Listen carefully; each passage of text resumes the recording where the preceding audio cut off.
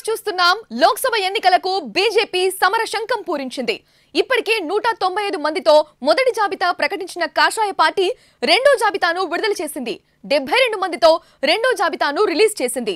తెలంగాణలో ఇప్పటికే 9 మంది అభ్యర్థులను ప్రకటించిన కమలం పార్టీ రెండో జాబితాలో 6గురిని ఫైనల్ చేసింది.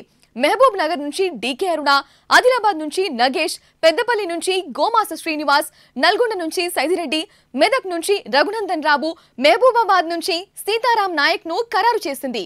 ఖమ్మం, వరంగల్ స్థానాలను పెండింగ్ లో ఉంచింది.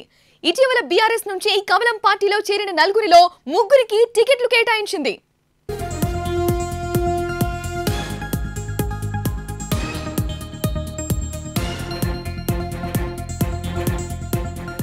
లోక్సభ ఎన్నికలకు బీజేపీ సమర శంఖం పూరించింది. ఇప్పటికే 195 మందితో మొదటి జాబితా ప్రకటించిన కాషాయ పార్టీ రెండో జాబితాను విడుదల చేసింది. 72 మందితో రెండో జాబితాను రిలీజ్ చేసింది.